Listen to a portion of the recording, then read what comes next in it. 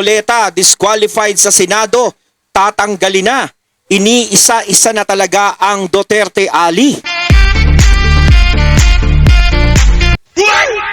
Ayan, syempre itong balitang ating matutunghayan ngayon ay nagmula kay Robin Sweet Showbiz.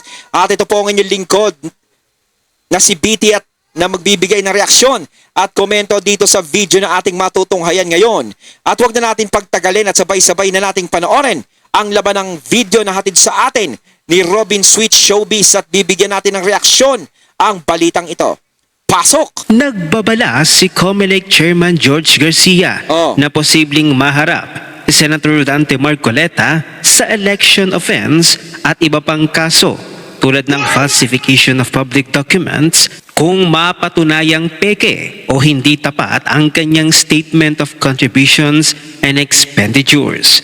Ayon kay Garcia, hindi maaaring magsumite ang SOCE na mali, kulang o may tinatago, lalo na kung hindi tugma ang gastos sa opisyal na deklarasyon. Mukhang totoo nga yung nasa kanina doon sa pamagat ni Robin Sweet Showbiz na talagang parang iniisa-isa na talaga sila. Mantakin mo, eto naman ngayon si Marcoleta na siyang binoto ng taong bayan. Hindi na maganda talaga yung nangyayari. Talagang nakatutok at nakatarget lock lang sila sa mga Duterte Ali, sa mga kaalyado ng mga Duterte. Talagang parang gusto na nilang linisin yung hanay nila na gusto nila na sila lang at ang mga Duterte ay tanggalin, 'di ba? Kasi bakit nila papakailaman pa si Senator Marcoleta dahil hindi nila gusto? Dahil kontra sa ginagawa nila, hindi sinasakyan kung ano ang gusto nila. 'Di ba? Ganyan naman ang nangyayari ngayon eh.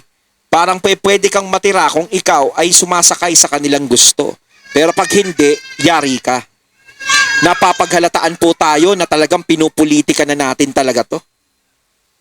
Ang babala ay kasunod ng sunod-sunod na ulat ng Billionaire News Channel kung saan lumabas na mas malaki umano ang nagasto si Senator Dante Marcoleta sa kampanya kumpara sa kanyang sariling deklarasyon ng assets and net worth sa programang Saganang Mamamayan ng Net25. Nagpaliwanag si Senator Marcoleta. Ipinunto na sinasadya niyang hindi ideklara ang mga tumulong sa kanyang kampanya dahil ito raw ang tanging pakiusap ng kanyang mga donors, manatiling anonymous. Gate ng senador, wala siyang nilabag na batas at iginiit na kaya niya dineklarang walang kontribusyon ay dahil ayaw isa publiko ng kanyang mga kaibigan ang kanilang pagkakakilanlan. Yun naman pala eh. Diba siguro naman tama naman yung sinasabi ni Senator Marcoleta. Unang-una, hindi naman kikilos ng ganyan at hindi magsasalita si Senator Marcoleta kung alam niyang mali yung ginagawa niya. Abogado yan, hindi tanga yan, di ba? Ang problema sa atin, ayan si Garcia diyan sa COMELEC. No, alam natin, no? Meron kang kinakatigan. Meron kang kinikilingan. Napapaghalataan ka naman, boy. 'Di ba? Ayaw ipasabi ng mga taong tumulong kay Senator Marcoleta. May magagawa ba kayo? Ayaw nila. 'Di ba? Bakit si Senator Marcoleta lang yung pilit yung pinipiga? Paano naman yung iba? Bakit yung iba? Yung mga tumakbong na mga nakaupo ngayon. Ba't ayaw nyo rebisahin? Ayaw nyo usisain? Kaya nga sinabi ko kanina si Senator Marcoleta ba ang gustong-gusto nyo lang? Kasi talagang hindi kayo makaporma. Hindi sila makaporma dyan. Hanggat nandiyan dyan si Senator Marcoleta sa Senado, nagugulo yung plano. Kumbaga parang sinasabi nila, panggulo yan si Marcoleta dapat tanggalin natin yan 'Di ba? Ay nako. Sinasabi ko nga kanina, hindi tanga yan si Senator Marcoleta kung mali yung sinasabi niya. No, kung ayaw naman siguro magpasabi ng mga taong tumulong sa kanya, wala na kayo sigurong pakialam doon. 'Di ba? Parang iniisip nyo, baka mamaya nangungurakot si Marcoleta, ganon. Baka isipin nyo, gano'n na, nung congressman siguro yan, kita mo, siguro may mga hidden niya ng mga pera-pera na mga ganyan. Sus, Mario Josep, lumang tugtugin na yan. Bago nyo imbestigahan si Senator Marcoleta o may hinala kayo kay Senator Marcoleta, imbestigahan nyo naman yung mga ibang kasama niya doon na naiwan. Yung ibig ko sabihin na iwan, alam nyo na kung sino-sino yun. Diba? Bakit sila? Hindi nyo usisa. Bakit si Marcoleta lang? Ayon kay Marcoleta, marami siyang malalapit na kaibigan na nagbigay ng tulong noong tumatakbo pa lang siya. Yes. Sabi niya, yun naman pala. nakakalimutan po nila na napakarami kong kaibigan. Ang sabi nila, Kong, kami po ay naniniwala na karapat-dapat kang makarating sa Senado. Isa lang ang pakiusap. Huwag mong i-disclose ang identity namin. Dagdag pa niya, kung ideklara niya na may donasyon siya, mapipilitan siyang ilagay sa SOCE ang kanilang mga pangalan. Pinanindigan ni Marcoleta na wala raw batas na nag-uutos na pilitin siyang pangalanan ang donors. Aniya, meron bang batas na pipilitin ko silang i-disclose? Pinapanatili nga nilang ayaw mabunyag ang identity. Ngunit ayon naman sa mga netizens ay tila ganti ito ng Marcos administration dahil ang Iglesia ni Cristo ay magsasagawa ng 3 araw na rally laban sa Marcos administration. Dahil itong si Senator Marcoleta ay miyembro din ng Iglesia ni Cristo. Alam nyo, sa totoo lang, pasensya na sa administrasyon na ito. Ayaw naman natin magsalita ng hindi maganda hanggat maaari eh. Kaya ako lagi naman akong kalmada rin, di ba? Alam nyo, sa totoo lang, kayo mismo ang naglalagay ng batik sa mga sarili ninyo. Kayo mismo ang nagbibigay ng dahilan sa taong bayan para magalit sa inyo. Di ba dapat kailangan i-please nyo yung taong bayan? Kailangan mas ipakita nyo sa kanila na karapat dapat kayo. Bakit ang ipinapakita nyo sa mga tao is yung dapat kasuklamang kayo? Lalong-lalo na ang Iglesia ni Cristo. Alam natin, napakalaki niyan. Malaki yan. Malaking organisasyon yan, malaking relihiyon yan. Diba? At kaanib din dyan si Senator Marcoleta. Siguro kung nagkakaroon man ng ganun, may sariling desisyon ang Iglesia ni Cristo. Siguro may nakikita silang hindi maganda na kahit sila inaapektuhan na. Siyempre, Pilipino rin sila eh. 'Di ba? Hindi lang dahil iglesia sila, hindi lang dahil sa anong relihiyon. Pilipino rin sila. Nararamdaman din nila kung ano yung nararamdaman ng taong bayan. Mapa-Katoliko man, mapa-Muslim, mapa-ano, lahat yan, Pilipino. 'Di ba? Kaya sa ginagawa nyong to, kayo yung gumagawa ng kalaban eh. Kayo yung gumagawa ng dahilan para magsalita ang taong bayan ng masama sa inyo. Imbis na itigil nyo yan, imbis na umiiwas kayo sa ganun, wala. Dinidikit nyo yung sarili nyo. 'Di ba? Kaya habang tumatagal, kinasusuklaman kayo ng tao.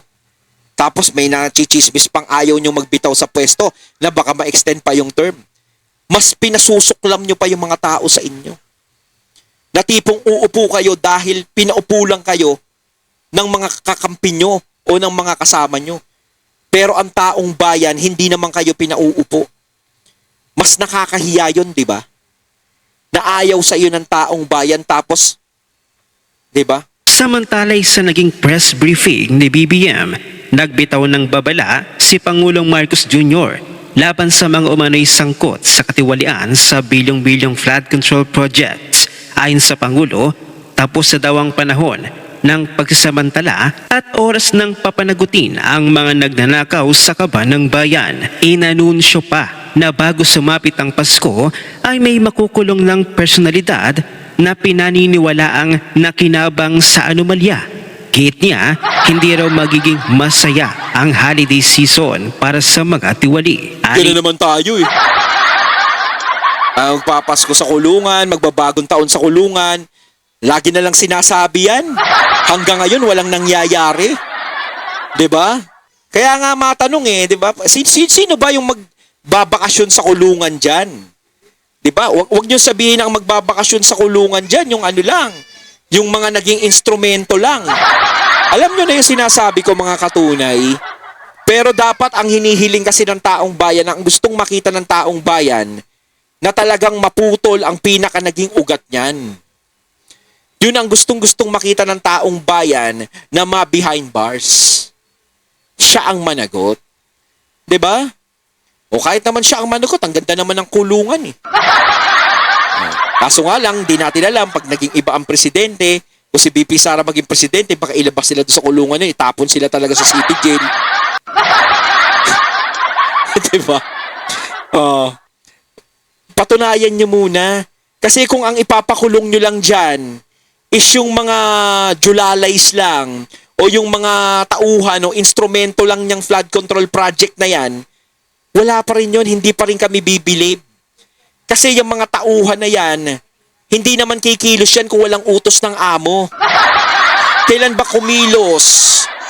'Di ba ang isang trabahador na hindi inuutusan ng kanyang manager? At kailan ba kumilos ang manager kung hindi inuutusan ng may-ari? 'Di ba? Common sense naman tayo. Kaya kahit ipakulong nyo lahat ng mga nag-instrumento dyan, hindi pa rin matutuwa ang taong bayan dyan. Ang kailangan ng taong bayan na makita dyan sa likod ng mga rehas na yan, ay yung mga tao talaga na naging pader dyan sa flood control project na yan. Yeah, sa mga walang hiya dyan na nagnanakaw ng pera ng bayan, tapos na ang maliligayang araw ninyo. Tapos na kayo. Bulin na namin kayo. Pero wait, bakit tila safe si Romualdez? Kaya nga sinasabi ko, hindi ako naniniwala talaga eh. Kita nyo naman, tropa pips. Insan, ang bahala sa'yo. Hindi kita pababayaan sa ere kahit kailan. Chokaran mo ko, chokaran kita. Pinigang linaw ni Pangulong Marcos Kita nyo nga, pinagpalit na si Senator Amy kay Tambi. Parang sila na yung magkapatid eh. Jr. na hindi kasama ang pinsan niyang si dating House Speaker at late Representative Martin Romualdez sa listahan ng mga posibleng sampahan ng kaso Oo nga. kaugnay ng multi-billion Negligence flood lang control daw eh. scandal. Dahil kulang pa umano ang ebidensya Kulang sa pa, tanong kung kabilang ba ang dating speaker sa mga kakasuhan, ang sagot ng Pangulo. Sa tingin ko hindi, dahil ang tanging ebidensya mayroon laban sa kanya ay nasa Senado. Tungkol sa dating speaker, wala pa sa ngayon. Paano naman kasi magkakaroon ng matibay na ebidensya kung kailan matutunto na yung dapat matunton pinipigilan, pinapalitan. Hindi ko naman sinasabing si si Thumbs John Sinasabi ko nga, 'di ba? Kaya hindi natin matumbok eh. 'Di ba yung sa Blue Ribbon, 'di ba sa Senator Marcoleta malapit na eh. Nandudo na sa eksenang ganun eh. Papunta na tayo sa dulo eh, bigla niyong pinutol eh. Oh. Pero kung may lumabas pang ibang ebidensya, maaaring kailanganin niyang managot sa kung anuman iyon. Samantala'y kinumpirma naman ni Senate Blue Ribbon Committee Chair Senator Ping Lacson na nasa Amerika si dating ako Bicol Representative at undergoing medication ayon sa kanyang abogado. Dahil dito, humiling siko na ma-excuse mula sa pagdinig ngayong November 14 tungkol sa umunay irregularidad sa mga flood control projects. Nilinaw rin ni Lacson na hindi siya papayagang umattend ng virtual. Samantala'y nagbigay naman ng komento at reaksyon si Badarahug na kapag ang balita ay patungkol sa mga Duterte ay i-highlight agad ito at puputaktihin ng mga loyalista at kakamping. Talagang gusto nilang masasamang balita ang ibabalita ng media patungkol sa mga Duterte. Panoorin natin ang buong video. Ayun. Pansin nyo, mga classmate, pag may mangyari sa Davao na masamang balita, i-highlight sa social media. Pansin nyo? Yung mga vlogger nila, takbo kagad doon. Halimbawa, may nagnakaw sa Davao City. Oh, akala ko ba safe yung Davao City? Bakit may nagnakaw doon? May nahuling drug puset. Akala ko ba walang drugs sa Davao City? Bakit may nahuli na yung drugs? Oh, Ganon. O pag bumayo Ang bilis Davao, nila eh, no? bakit sabi may 51 billion si Pulong, bakit naman, ganon. Ganon yan. Huwag na kayo magtaka. Bakit? Naprapraning na sila. Buong Pilipinas, ikinukumpara sa Davao City. Kinginan nyo. Kaya nga parang yung Davao City ang napapag-initan ngayon eh. 'Di ba? Mantakin nyo ang baha sa ibang lugar. 'Di ba? Matinding na salanta sa ibang lugar pero naka-target lock sila sa Davao lang. Samantalang yung Davao okay naman. Ngayon kapag may mga problema nga sa Davao na ganyan lumalabas na sa Davao na chichismis, talagang lahat sila dun pasugod. Talagang parang gustong-gusto nila magkaroon ng issue yung Davao, no? Na talagang mabali yung isipin ng tao na ang Davao tahimik, ang Davao maayos. 'Di ba? Kailangan ma-compare nila 'yan. No, ma-compare nila sa mga lugar na di talaga maganda. Oh, kasi yung Davao lagi napupuri yan eh. Sila sabi nila hawak ng mga Duterte, tahimik yan eh. Oh, kailangan pag may narinig kami diyan ng mga kung ano-ano katulad niyan. Sila sabi ni Madarhag, 'di ba? Na pag meron nangyayaring ganito diyan sa Davao, sugod agad sila. O parang 'di ba? Hinahanapan nila ng butas na masabi ang Davao hindi naman totoo yung sinasabi na safe place 'yan. 'Di ba? Gusto nila ganun eh.